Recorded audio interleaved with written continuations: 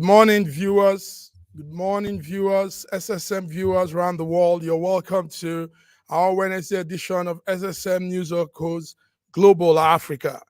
My name is Mark Godwin Iweajua, and joining me from different corners of the world are my brothers, my coordinators. Far away, Toronto, Canada, is Sir George Chukwu. Sir George Chukwu, you're welcome to News Echoes Global Africa. Sir George, we need to check on your audio. We can't hear you, sir. While you're doing that, we welcome our man coordinator in Germany, Stephen Adioye. Stephen, you're welcome to Wednesday Global Africa Update. Stephen, can you hear me? Okay, I think Stephen's frame 2 is frozen. Sir George? We still can't hear you, Sir George. It's okay. Viewers, if you're with us, this is our update, midweek update. Today, Wednesday, 25th of February, 2024. And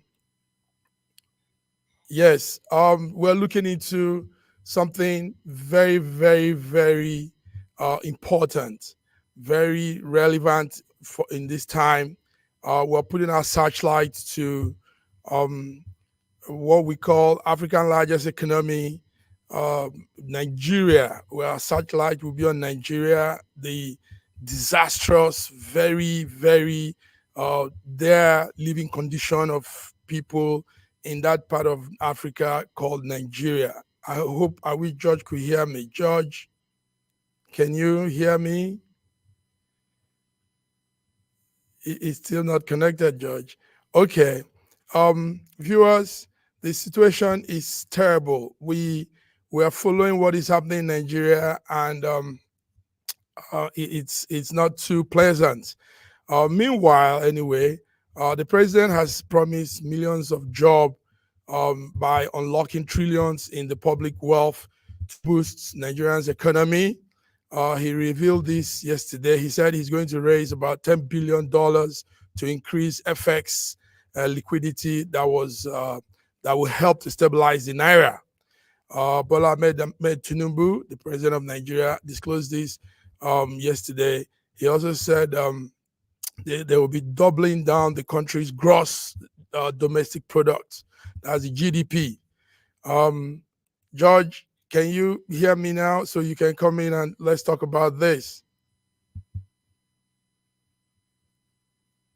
We still can't hear you, George. It's okay. So the president was speaking, and he spoke also to the vice president, Kashim Shettima, highlighting low-hanging plans to return some government-owned assets. Government-owned asset worth trillions of naira. He said the government is planning to consolidate and maximize returns of those assets. The federal government, they also said, is set to set a goal to raise at least $10 billion. $10 billion is their goal to increase foreign exchange liquidity. This is a key ingredient for them. They say it's a key ingredient for them to stabilize the naira and grow the Nigerian economy. Joining me from Germany is Stephen Adioye. Stephen Adioye, can you hear me? George? Yes, I can. Can you hear me, sir? Now I can hear you loud and clear. Welcome, Stephen. Welcome. It's good to see you. Quite some time. Thank you, sir. George, can you hear me? George, are you there now? Yes, it's great to be on this. Nice. Beautiful. Nice, gentlemen. Gentlemen, I'm happy your mic are working well. I can hear you loud and clear, and your visuals are bright too. Nice. Okay. You're both welcome to News Echoes this Wednesday, 25th February 2024. Our satellite is coming on Nigeria. Today is our Global Africa News Update. So we're looking at what I termed disastrous living condition of Africa's largest economy, and that's Nigeria. A lot of things are happening. The president yesterday promised millions of jobs by unlocking the trillions of dollars in their public wealth to boost the Nigerian economy. Also, They said they want to increase the foreign exchange liquidity.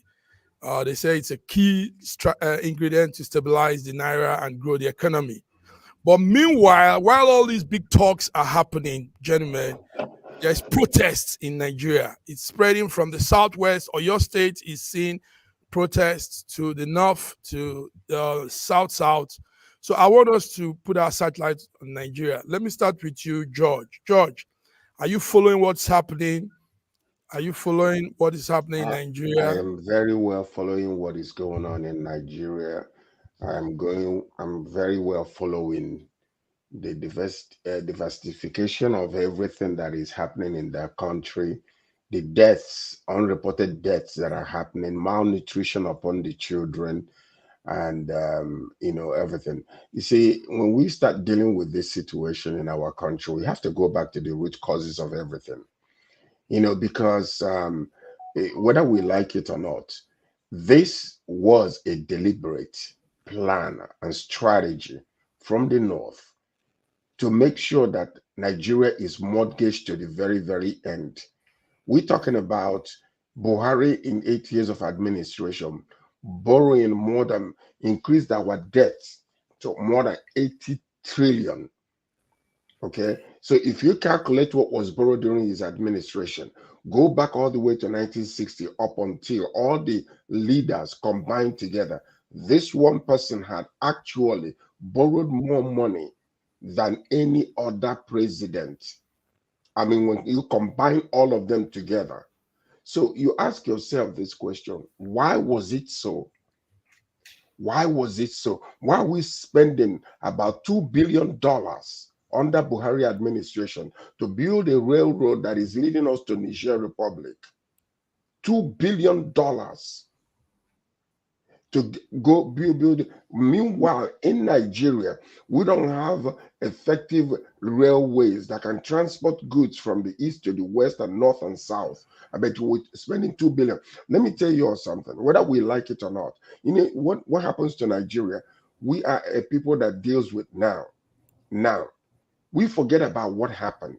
The kind of the state of affair of our nation under 8 years was so bad, and they were masking it all with band-aid, pumping out resources out there. Today, Bola Ahmed Tinubu is dealing with situation that is almost impossible to deal with. And he forgot, he completely did not know that it is not business as usual. He did not know that until he came in. Now, all of a sudden, the effects of yesterday's dream has become our today's necessity. That's what's happening today. All of a sudden, we want a overnight miracle to take place. It is not that easy. And I don't care who you are. We got to be fair about this, because we were mortgaged all the way to our neck during Buhari administration. I know it's the same party, but it still doesn't make any sense. Whether it's the same party or not, it's two different individuals, two different groups of people ruling Nigeria today, whether under the same party or not. So this is something that is really happening. And on the other way around, I am seeing all these promises being made. I believe that he needs to come out, spell it out the way it's supposed to be, and then let the people understand time is needed. He's crying about time, because it takes time for you to undo what was done in order for you to begin to implement a lot of new resources and a lot of new plan strategies to bring our country where it's supposed to be. It is so sad. So sad. I'm going to stop here for now. I want to welcome our brother. We want to welcome Femi Oke, Better Niger Conveyor. Femi, you're welcome to this very intense. Yeah, sorry I'm late, guys. It's going to be intense. Good morning. Yes, it's going to be good morning, intense. Stephen. It's going to be Frank talking, and Sir George has set the ball rolling. Viewers, you are listening to Global Africa Update Wednesday SSM. We're putting a searchlight on Nigeria. A lot is happening. The president has promised millions of jobs, but while he's saying all of this, protests on the streets, like George is telling us. children, 4.4 million children are going to face acute malnutrition. That's what Red Cross is saying as at yesterday. There's food security problem. The Nigerian agricultural sector recorded something what they claim to be 19.9 million in foreign direct investment in 2023, which represents about 0.50 total of our foreign capital income during that period. I'm bringing in our man, Stephen Adioye. Now we're talking Hello, food Stephen. security. How are you? Stephen, food security. Go ahead, Stephen. Well, I think Stephen's framing. can you hear me? Yes, we can hear you. Can you hear me? Yes, we can. Go ahead, Yes, we can hear Stephen. you. Yes. Right. What I'd like to sort of emphasize on this morning is that we have all failed. Enough putting, faults on the governments.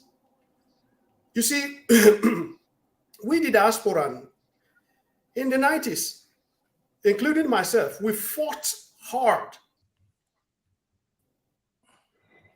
against the regime of Abacha to restore democracy to the nation.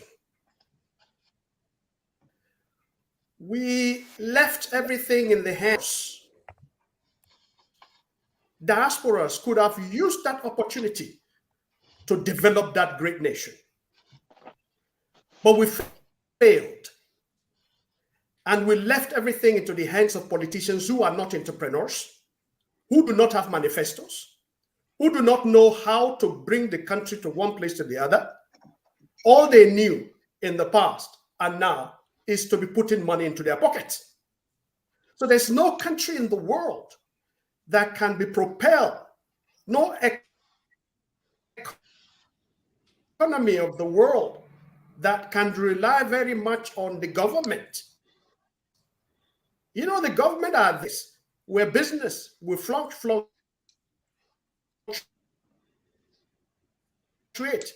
where entrepreneurs will be given the opportunity to enough of us talking about this government or the other government. One government or the other will come in.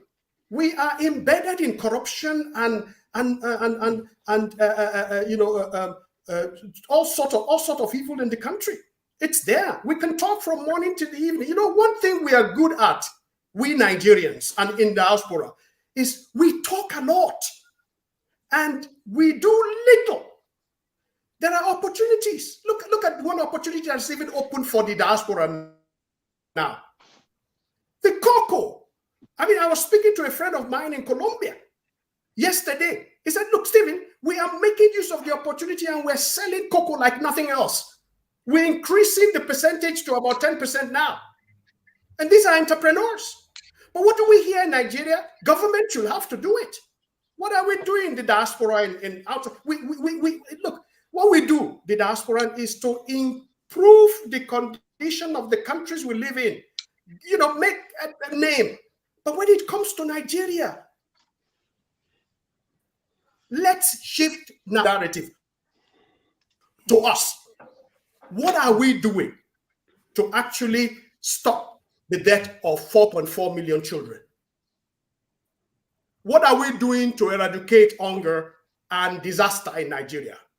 What are we doing to improve the security in Nigeria? When we start shifting that on us, then the solution begins. Thank you. Thank you very much. George, listen, it's intense, like we said, and our viewers are increasing also. I'm happy you guys are putting up factually, no sentiments. Femi, the vice president yesterday said Nigeria has no business being poor. He emphasized the need for Nigeria, Africa's most populous nation, to get into the level of food security. He said we have no business being poor. Let's leverage on science and technology. Meanwhile, the vice president is saying this, and we're still hearing news that you can't farm, you can't do a lot of things because another man countered what the vice president said, and that's the former Attorney General of the Federation, Justice Michael Aondoakaa. He said, our problem is faced, what is happening now is because there is insecurity. So people can't go to farm, people can't do what they normally do to feed themselves. Femi, how do you see all of this? How is Nigerian situation today? Right. In addition, the vice president said that a lot of the protests and insecurity things that are happening now and the dire straits is down to the opposition. And I want to agree with him, not completely the opposition, but I want to agree with him in the analysis that you just portrayed there, which has no basis in reality. 35 million Nigerians do farming in Nigeria. 35 million. That's about 70% of the population. Okay? They are based on subsistence farming. They have no choice but to farm. If they don't farm, they're going to die. That's a fact of life. The idea that we're now in hunger crisis because people are not farming is fake news. But what it is because the opposition want to portray that image and they're pushing that narrative every day. That is the narrative that is being spread. Look, it's not to say that there isn't insecurity. There is. But the insecurity is not as prevalent in the way and the manner that you're portraying. If I go to Ogun State, I can tell in my village they are farming. In the millions and hundreds of, do you know how many villages there are in Nigeria? Let's even do the numbers. There are hundreds of thousands, if not up to a million villages in Nigeria. How many of them are being ransacked? You know, you talked about telling the truth. I want to tell the truth to Nigerians. Stop lying and tell the truth. Okay, why don't we go out there now? And this is why I blame government. Government should go out there with their PR teams and go to villages to show people that actually people are farming. It is safe to go to the farming. There are specific areas like in Plateau, in Benue, in Taraba and Nasarawa, and certain places in those areas, not everywhere in those areas, where there are clashes, and there are few and far between. They're not in every local government. They're not in every single village. Let's tell ourselves the truth. And I want to align with what the other two have said. And the problem is we lament, we complain, and we do not get doing what we need to do. It's not the politicians that are going to produce. It's not the politicians who are going to go to the farm. It is Nigerians. And I've been saying it for a while now. I've created a series called How to Fix Nigeria. And the problem with Nigeria is a supply side issue. Whilst the population is rampanting on a yearly basis, millions of new babies are being born. No one is thinking, what is the power needs of every million people that are being born every year? How many new power plants are being built every year to meet that power demand? Nothing. But yet we expect 24 hours electricity. It's a joke. Look, you know that you need to feed these people. And it's going to keep on, the demand is going to keep on increasing. How many extra hundreds or thousands of hectares of land are being cultivated? How many thousands of tractors are we using? Because we can't be using hoe and cutlass in the 21st century to feed 230 million people. It's a joke. So these are the issues. But what it is that opposition don't want to talk about that. They want to talk about, lament about Tinubu. He's a useless leader. It is Buhari. Is Buhari and Tinubu the one who's going to go to the farm? You understand? And then finalizing, I do want to agree and align with what George said about the railway line to Niger. You know, there is a reason, a rationale behind it. And you know, there is a rationale. But at the end of the day, what about railway lines within Nigeria? You got a situation where this is a technology that is centuries old. Centuries old. And Nigerians cannot build their own railway system themselves. You have to rely on the Chinese. In the 21st century, it's a joke. It's a joke, and we're not telling ourselves the truth. We prefer subsidies. We prefer free. Nigerians have been breastfed since the 70s. Breastfed on subsidies on foreign exchange, subsidies on petroleum, subsidies on electricity, subsidies on imports. It's been so much, our belly don't full, but we don't realize that we need to wean ourselves to that crap and focus on reality. I have 2 granddaughters. I know how difficult it is for them to leave their breastfeed. They're over 1 year old now, to leave breast milk and get to start eating solids. And they're suffering. They don't want to eat those solids. This is what it's about. Nigerians need to start eating solids. Okay, listen to George, this. go ahead, I want to just talk right now. See, one thing we are, we tend to forget so fast, so quick. We are blaming everything. Oh, Nigerians, this. Okay, let me tell you what is happening out there in the streets is not by the opposition. It is reality. It is calling people on the phone, people calling you, begging for money. What they had in their bank cannot even buy food anymore. It's reality. What I'm talking about here is this. We forget how many months it took to fight Buhari over Mieti Allah. When these herdsmen were going to the east and destroying farmlands from Enugu State to all the way down to Anambra to Imo State, for how many months did we fight? The man was fighting, oh, each state must provide a grazing land in 2024 or 2023 then or 2022. We forget all these things. Where all these people they brought from, wherever they came with AK-47s. Any Pakarampanke, they start killing people in the villages. And you expecting them to go to the farm? Look at what's happening in, like what you mentioned, in the middle belt, Taraba State. Most of these people are being displaced. By the time they come back to their farmland, somebody, other people are already taking over their places. These are things we tend to forget. Yesterday's dreams are becoming our today's necessity. What we are going through now is as a result of what I'm calling the most deplorable government in our country. Whether we like it or not, listen to me. Listen, Okay. people You can back Buhari as much as you like. It doesn't matter, but these are the truths that we're. How come one man can borrow more money than all the presidents put together in Nigeria? Why is that? What was happening during his administration that made him to continue to borrow and borrow and borrow and borrow? 80 trillion. It's now 87 trillion. What we are talking about over here, we have so many stages. Corruption is rampant in Nigeria. You can't put your money down there and expect it to remain the same. So tell me, what motivation do I have to go and start a business in Nigeria and leave my money there? Let's say that I did it before, like I did in the past. The money just lost value. What is that going to do for me? Or I'm shipping vehicles or goods to Nigeria, and then now they're being sold. And now for me to return my money, there is no more value. Now we have to be thinking the government is in charge. Yes, I understand what Stephen is talking about, technology and all those things. But there are things that we need to refine in our country. Make it palatable, make it conducive for foreign businesses to come in, for us to come back over there and do businesses. All these stuff we were talking about, as a matter of fact, let's tell each other the truth.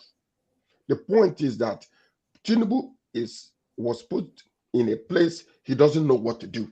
All these things he's doing is just making noise, trying to appease the people. I disagree completely. As we speak right now, he is just voicing out whatever he can to make people calm down. He does not know what to do. This man is in a serious situation. Thank you, George. He's doing things to make people calm down. But how long can people be calm? How long will that take? Stephen, let's come back to this agreed thing because that's where it affects the most. Now they say that there was I think it's is it 19.99 million in foreign investment for 2023 alone. And that's just like 50% of our total foreign capital during that period. So what we're saying is, do we have to wait for foreign investors to come in? Why can't government itself? I know Femi says we can't wait for government people can do, but some policies that government makes affects our daily lives. So when those policies are not done put well, obviously things will go well. Now coming to our Greek, Stephen, do we have to really wait for foreign investors to increase our GDP? Do we have to wait for all these recapitalization, structuring of the Bank of Agric, all these things that they do normally that has not really brought much into our lives. Stephen, I know you're in the Agric sector. Can you throw some light, please? Thank you very much, Mark Godwin, and thank you also what my colleagues have been speaking about. I align with their opinion. I just want to add one or two to it. In terms of agriculture, you see, 70% of our workforce in Nigeria are involved directly or indirectly in agriculture. The 70% are small-scale farmers. We expect them to feed us, but we do little to mitigate their problems. How would you expect, using the same thing hundreds of years, to feed a population of 250 million people with subsistence agriculture? I mean, we are proud of having 65% of the world arable land. Only 2.5% is being up to date cultivated. And all the 70% who constitute the small-scale farmers in Nigeria, each of them do not farm more than half an acre.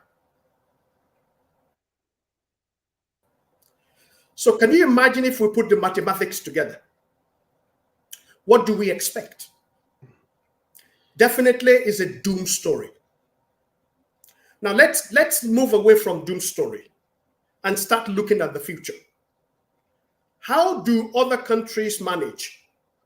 How do a country like China with 1.3 billion people managed to cultivate and actually even export? They are actually exporting gari.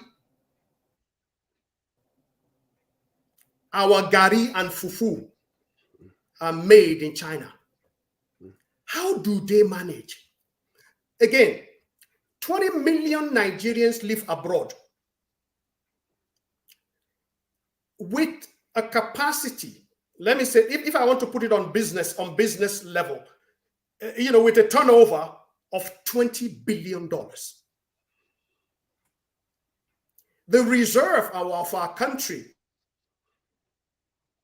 at the moment is less than $20 billion. The president, 33 billion. Was represented by the vice, said they want to free up $10 billion. $10 billion is what they want to free up from the public wealth in order to create jobs. Do we ask them the question, how do they do it? How do they do this? And we do not ask questions. Now, when we go back to agriculture, agriculture is the cradle of our society. And there's nothing even mentioned about agriculture in this speech. So taking away the backbone means that we always live without food, Look, there's a saying in Yoruba that says, as long as the problem of food is not part of your problem, then the problem is almost solved. So food is very important. Let me conclude with this. You see, we have something which you don't know we do. We are lucky that we're not like Europe or United States or these countries that have used a lot of chemical to destroy their land. I'm even happy that we only cultivate 2.5% from 60%, which means the 60% that remains will yield organic food. Guess what? Organic food is the talk of the day. We have it all. Our cocoa is one of the best, but we sell cheap cocoa because we just want to make money.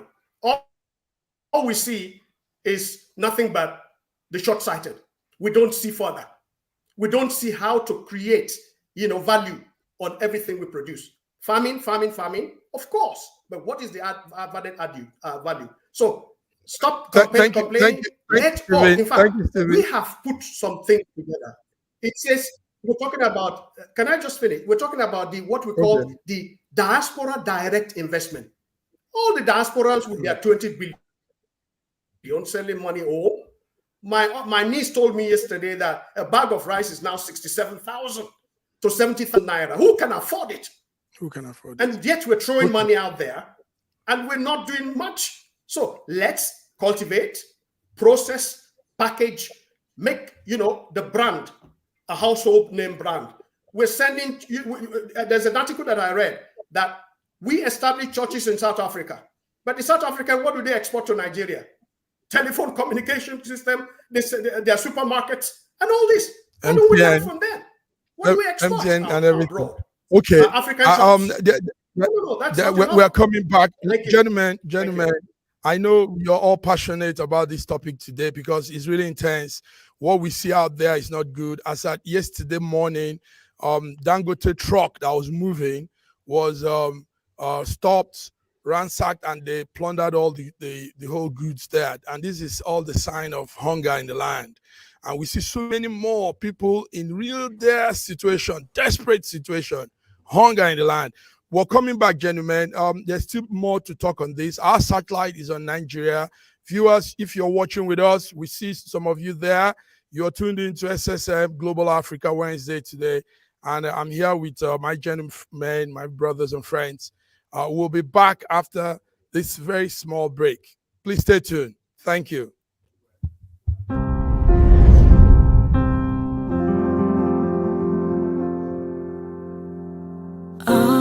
Arise, oh, compatriots, Nigeria's call, obey, to serve our fatherland with love and strength and faith.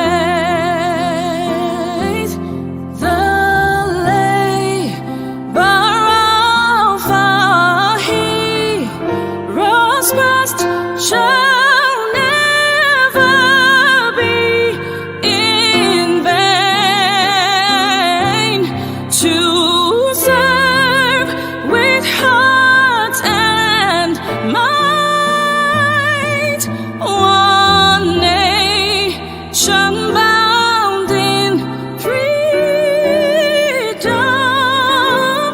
peace and unity.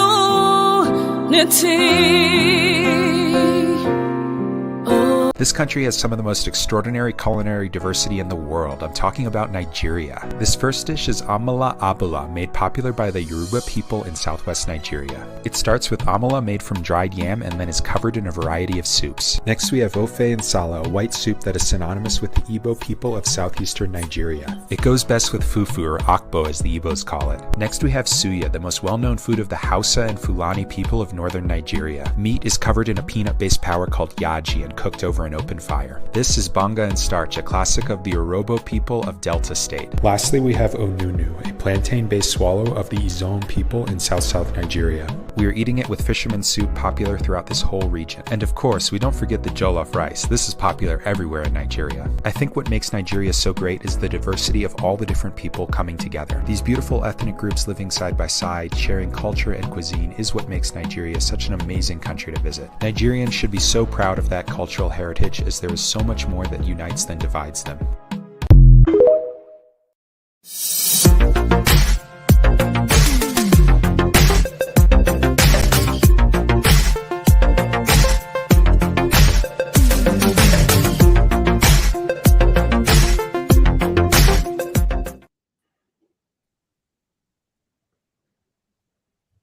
Viewers, gentlemen, you are welcome. Welcome back to our second segment on News Echoes Global Africa.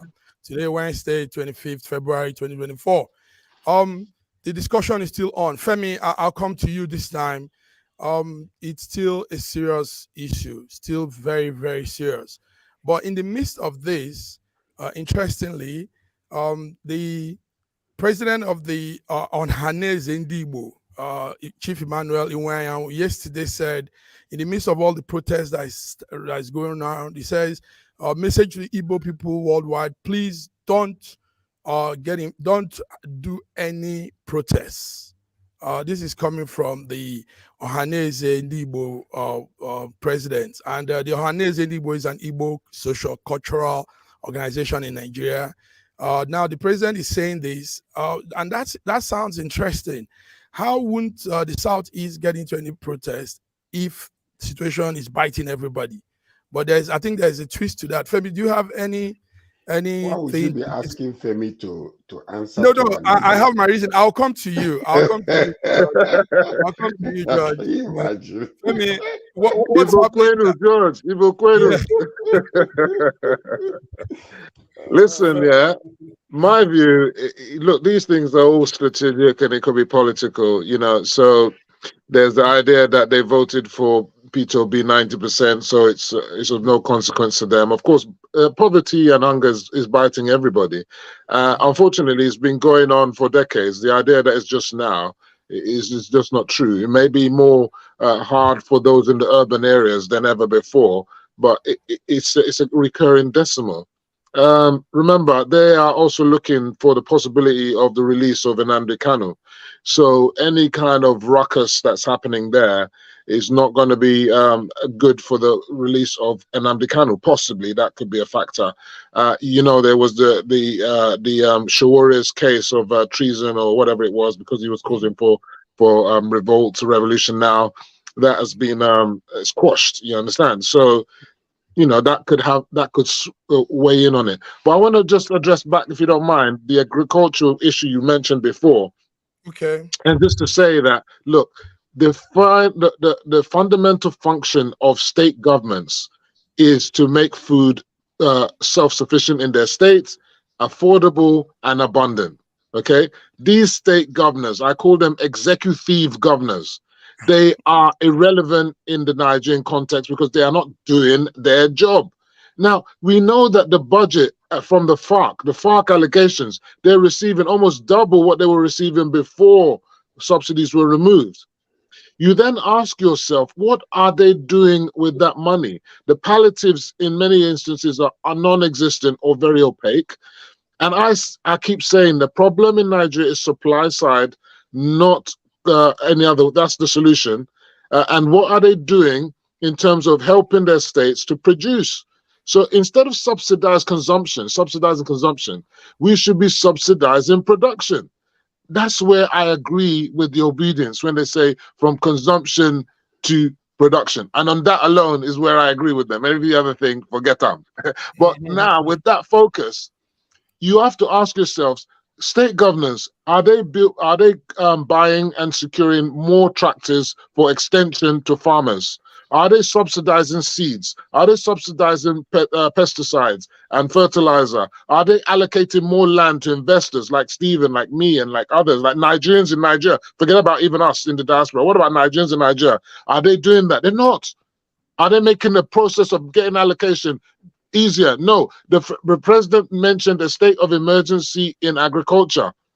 How are the state governments keying into that? Are they keying into it? Have you heard any information on the web about how they're keying into it?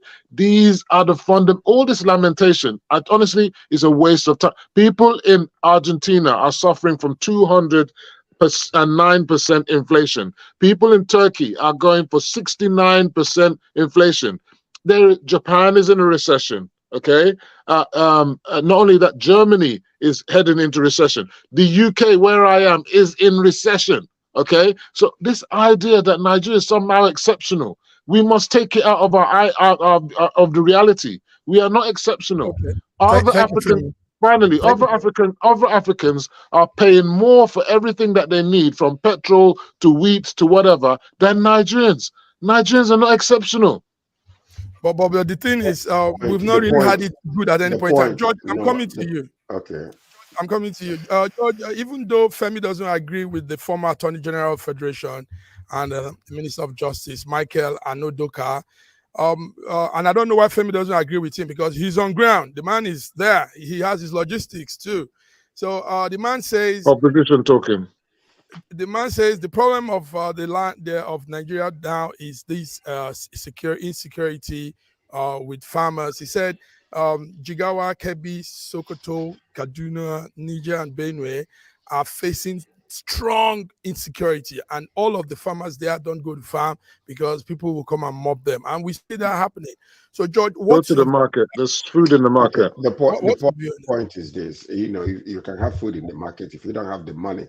If what you had before is not enough to purchase the goods, you are still dying of hunger. The point about this whole thing is this: what we are living today is all the messes and the cost that this oil we have actually brought upon us. Now, in the 70s, Malaysia came to Nigeria and we gave them a gift of palm oil. Today, do you know their GDP when it comes to palm oil? I mean, all these things we are talking about, what I believe is that if all things being equal, if the government actually, we are living a lifestyle of, normality, not ostentatious lifestyle, stealing money, all this nonsense that has been going on for the past few years, billions of dollars being taken away, and then we make noise for a moment and it's forgotten, and you go behind the doors, you grease the palm of everybody and you get away. Nobody hears it anymore. These are the people today we are talking. Many people are pointing out, regular people on the streets, they're pointing out, you buying SUV because the roads are not good. Whose fault is that the roads are not good? Why didn't we have innocent to produce a special vehicle for all those people? No, they will not do it. But you want your naira to be strong? What is our GDP when it comes to what contribution does agriculture actually contribute to in our GDP when it comes to exportation? No.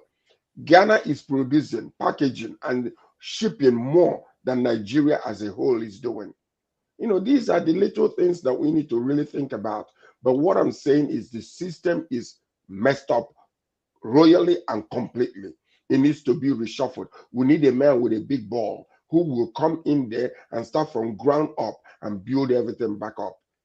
Today, I was listening to the news yesterday that we don't have electricity in Nigeria. It's planned.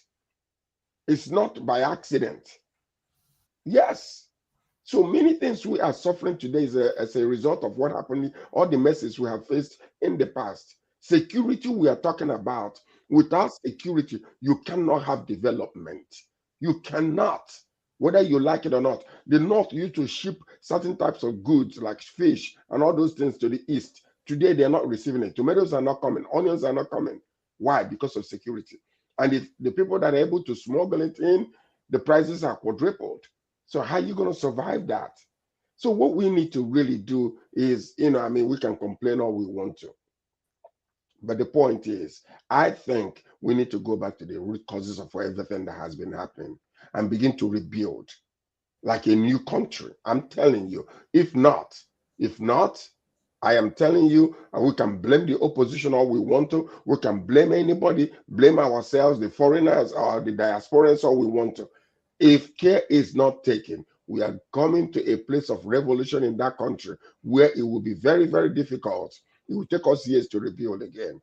So what I'm saying is coming, because but it's happening. If we can see when people stop vehicles and mob plunder goods and stop vehicles and do all this, then it's happening. Gentlemen, that's not a revolution. No, it's gradual. Going to blame it on the opposition. It's coming. Opposition gradual. is sending people to stop the truck and take food out of it. Okay. Look. Thievery, criminality is not new in Nigeria. Let's look at something else again. You're still on the same topic. Our viewers, we're still talking strong here. Disastrous living condition of our Nigeria and what's happening presently. Everybody is seeing it. We're all witnessing it. It's not a fairy tale. Stephen, let's come to something that sounds funny. During the time of the campaign last year, a lot of media influencers, they call them, media personalities, were actually campaigning for APC back Tinubu's presidency. But today, in the same media, we're seeing a lot of them backtrack. A lot of them are taking back what they said, apologizing to their followers for supporting Tinubu because they see what is happening. Stephen, I want to put down you. Doesn't that look very ridiculous? What will you say about this? Some of them are even asking for money returned and all that. Stephen, are you following this? This is what is happening because of the condition of yes, yes, I am. Yes, I am. Thank you. You see, when a hungry man is a hungry man, the biggest mistake you should never make is to promise an hungry man that you will fix it all. When you make that mistake, an hungry man, we want you to solve the hunger immediately. Our politicians do not have manifestos. They do not have ideas of what they want to do in the next 4 years before they get out of it. All they bang on is to amass much wealth to their pockets, which is horrible. Now,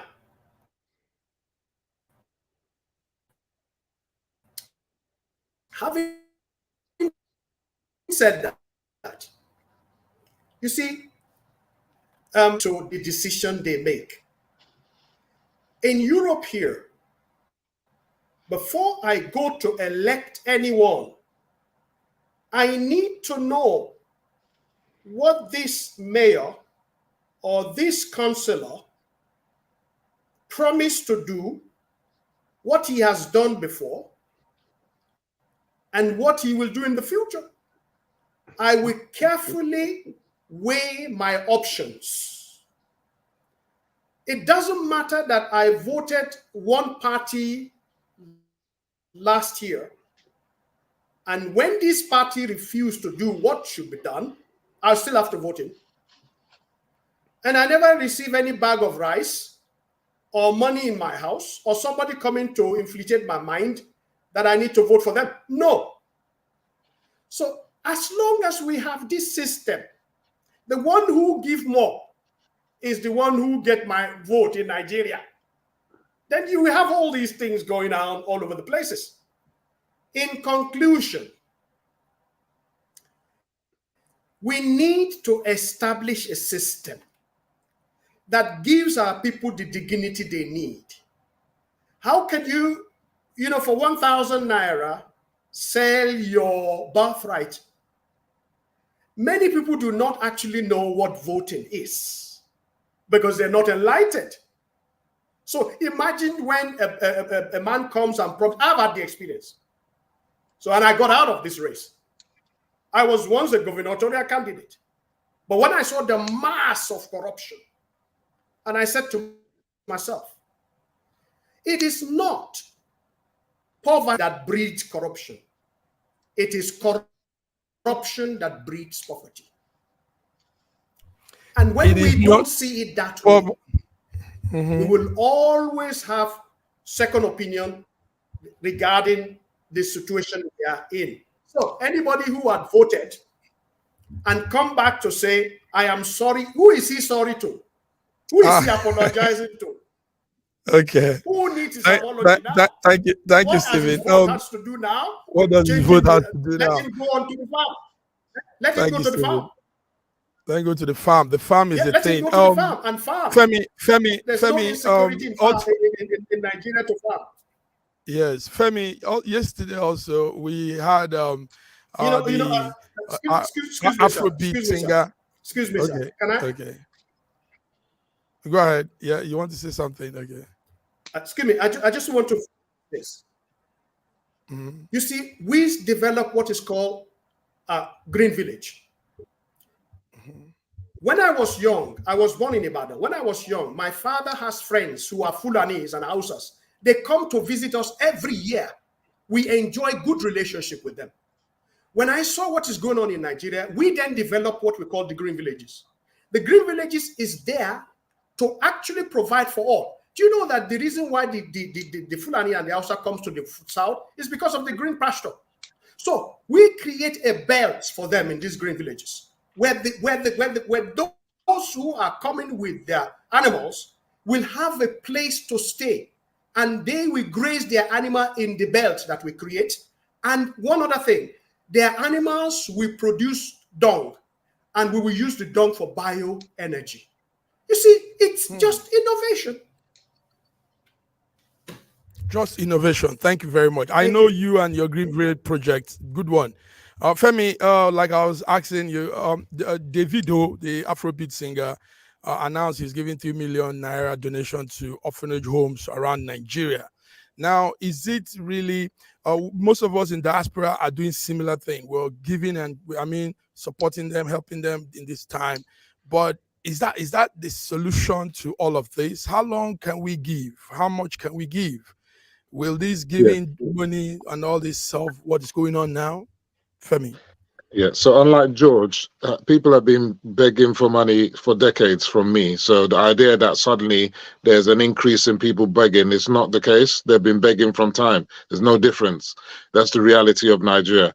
Now, going to whether you can give people money to but it's better to give them the tools to fish rather than to just give them fish.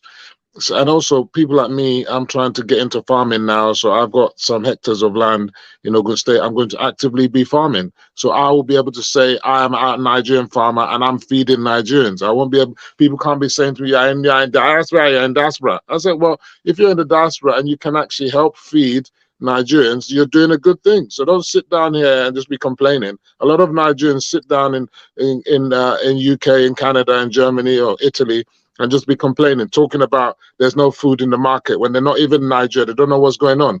In every single market, there's tomatoes and onions and everything. This stuff about there is no food is not true. And George actually acknowledged that it's not a matter of no food. It is the cost of the food. That's a different thing entirely.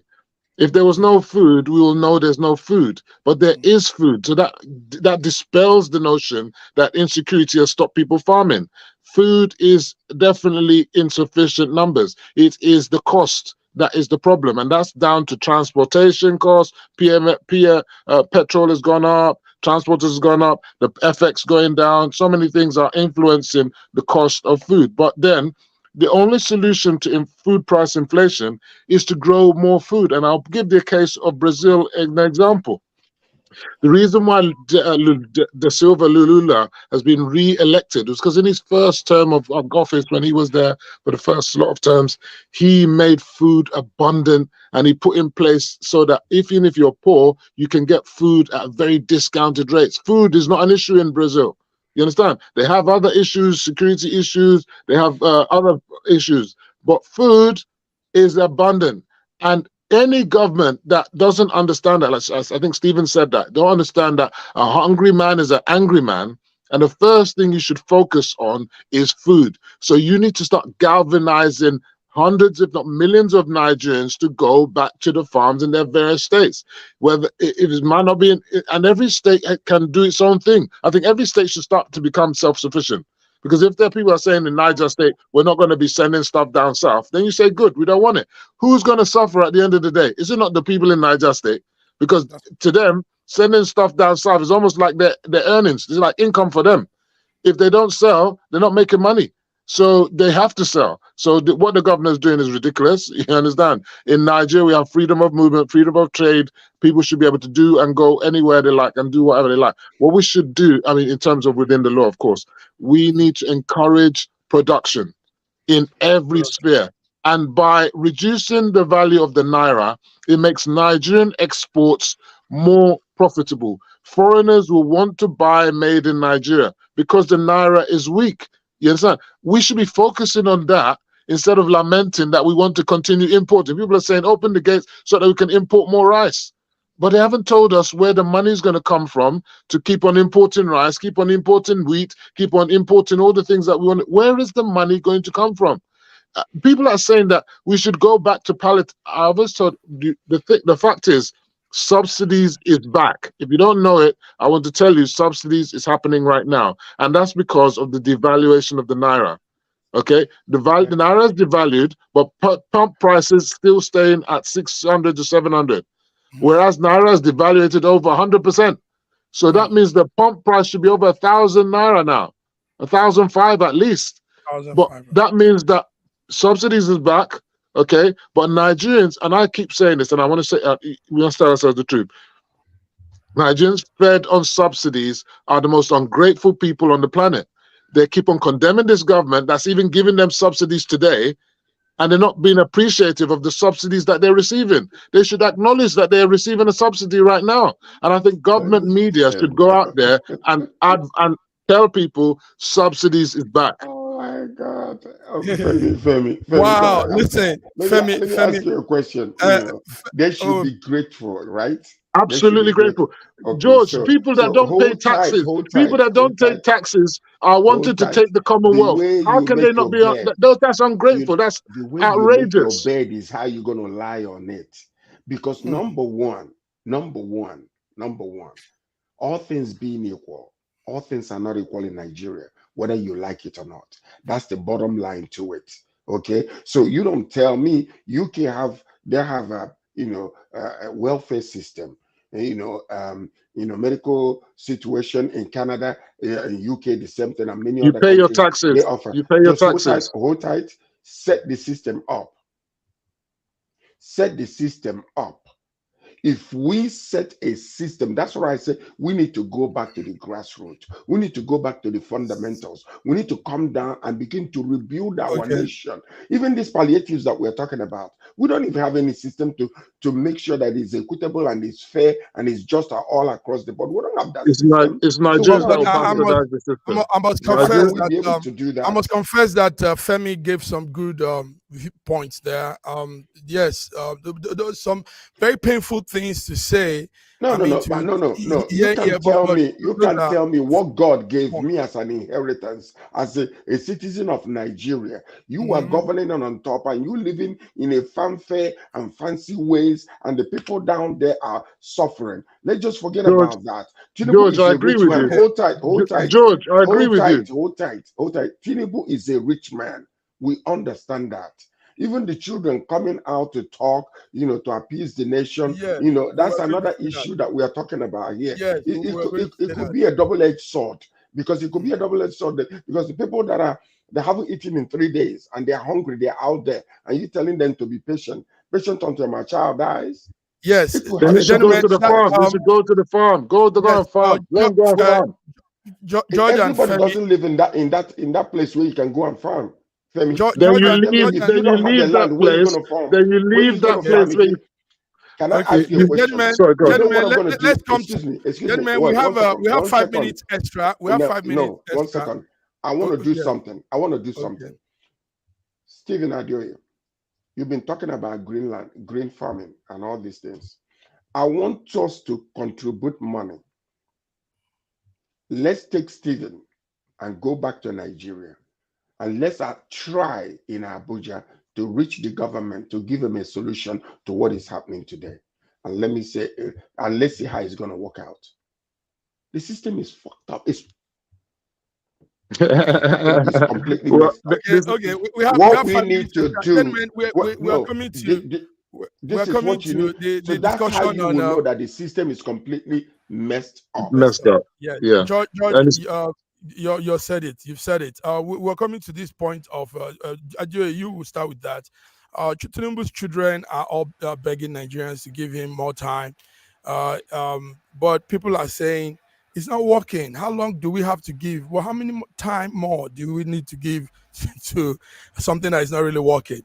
And these children are saying it also under some very you would say not too good. It doesn't send the message. Sheyi is telling Nigerians to give the father more time while he's flying on the private jet. He's putting on a $500 and something wristwatch.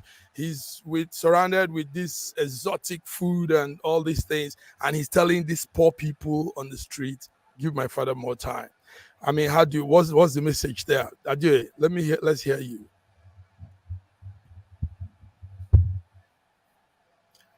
The message is corruption and nepotism is a disease. And when it encountered a country, oh, it needs a complete rethinking. Look, it's not just the politicians that are corrupt in Nigeria. Anybody who had the opportunity, they say they will. So corruption is down to the local government, down to the simple person out there. He wants to make his own deal from you. He wants to rob you out. I was in Nigeria once and I went to buy a bottle of Coke. I gave the lady 500 naira, and she did as if it was just 100 naira that I gave to her, and she gave me just some kind of chicken change. And I said to her, "But do you realize I gave you 500 naira?" Oh, she said, "Oh, now I know." So you could imagine it is enrampant in our system.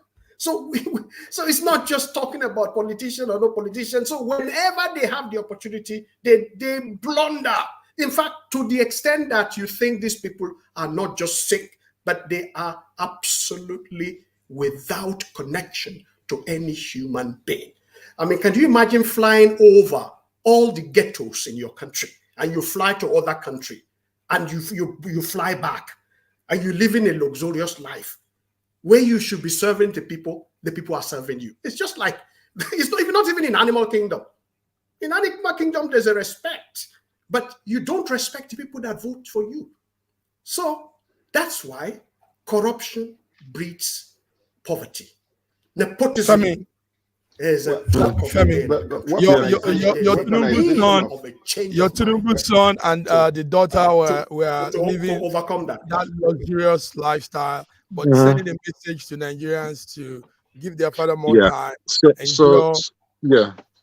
Don't assassinate the messenger. Listen to the message.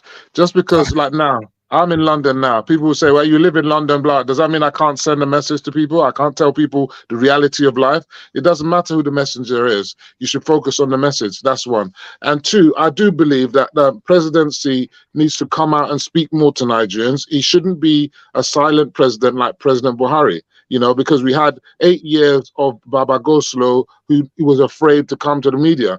President Tinubu himself needs to come out and do, news media's presentations at least once every 2 weeks or so. It needs to happen. We need to have that all the time, so he can speak to the people, especially at this time of economic and insecurity crisis. He needs to speak directly to them. And going back to the reality about giving time, he's got a mandate for 4 years, so people expecting result to happen like in 8 months, I think that's just unrealistic. And the opposition saying that Tinubu must resign so that we can now install another northern Muslim president, I think that's ridiculous. That should never happen. The point is, it's 8 years, and if I was President Tinubu, when I took office on inauguration day, people are condemning him because he said subsidies are gone. If I was the president at that day, I would have said, guys, subsidies are gone, and things are going to be difficult for the next 2 to 3 years. Don't expect anything to be happening that's going to be great. We're all going to suffer. And you know what? I, for one, I'm not going to take any salary. You understand? I'm going to do all these cutbacks, all that SUV stuff that should be made at innocent, not imported. All that yacht stuff that should be curtailed, all those things should be curtailed so that the people can see that as president, you too are willing to sacrifice. Look, I'm eating Gary like everybody. You understand? I'm doing the same thing like you. Go have pictures of him in the villa eating Gary. You understand? Pictures of him going and the people in the kitchen making stuff made in Nigeria. That's what we will want, and that's what he must do. And all the ministers need to be doing it as well, not just him. Say, look, I too, I'm not buying bread from abroad. I'm buying everything made in Nigeria. You too do like I'm doing. You understand? Even in fact, I've already set up a farm in Aso Rock. Come and see the farm. And then he can even have daily pictures of video of how that what he planted in Aso Rock is growing. So people will know that if the president alone is growing in Aso Rock, who am I to be talking about hunger? I'm going to do the same thing. This is what we need from our president. By example. Now you speak well. All right, George, our time is up. I don't know what you have anything to add to this. Listen. We need leadership by example. I appreciate the wishes Yeah, I have to appreciate the visit of my brother. The problem is, I appreciate it so much. But may I say this? This is a sad news. Can I finish? Let George finish. Let George finish now. Let George finish. Let George finish. This can only happen in Nigeria when okay. Let George finish now. Go on, George. The problem we have with the government in Nigeria, they are completely disconnected, disingenuous, and ineffective because they are up there not knowing what is going on down here. Unless without all this mess that is going on the streets, they will not understand how dire people are when it comes to things that are going on. But if you're making promises without any tangible step-by-step way of, achieving those things, it still does not give people hope because we have had it before. Stephen, you were talking about reading manifesto, doing this and doing that. It doesn't work in that country. That's why we have to go back to the grassroots because they promise you heaven and they deliver you hell and nobody says anything. And that's all it is. And that's politics in Nigeria. The ability to promise and continue promising, but when you cannot fulfill it, the ability to excuse yourself and get away. That's politics in Nigeria. So what we need to do, you see what you just did right now, Femo? We need to capture that and send it to Aso Rock. Yes. Let those young people. The network will do that.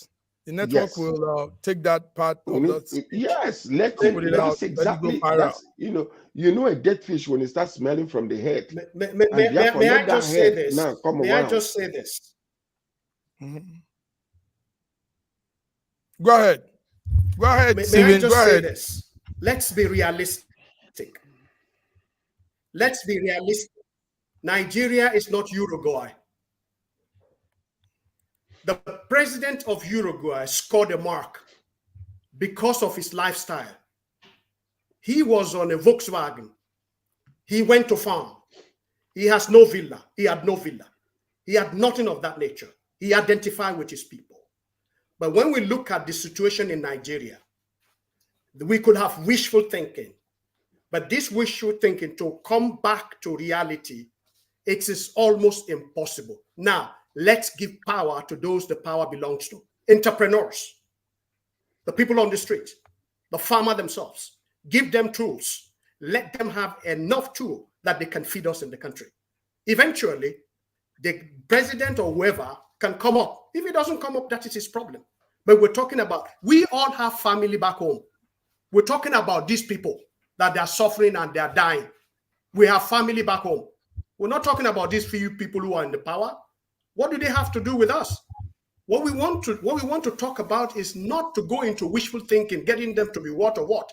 We want to make sure that we empower our people, get them to be good farmers, get them to produce food for us. Thank you. And leave gentlemen. We were favored to George. We were favored to have extra 10 minutes, and it's off now. But listen, this shows how serious the issue is, and it shows how you guys are passionate about seeing something good happen. Thank you all very much. Viewers, let me also tell you that we had quite some number of viewers here, about 2,000 of them watching direct from different social handles. Viewers, this is it. We have come together, Nigerians in diaspora, concerned about our country, and we've said a lot about the disastrous living condition of our people back in Nigeria. We hope that those in power are listening today, Wednesday, 25th February 2024. George, I want to thank you for coming. Femi, okay, thank you for coming. You said so good. Femi, the clip will go viral. We'll make that cut out and make sure it goes viral. We'll see. We'll see. Thank you very much. Yeah, thank you, Stephen Adjoye from Germany. You guys have said it so well. So till we come again on Friday, South Africa is going to the polls May 29. So let's talk about that on Friday, gentlemen. Come along and let's talk about it. Until then, have a beautiful week. Bye-bye. Bye. Bye.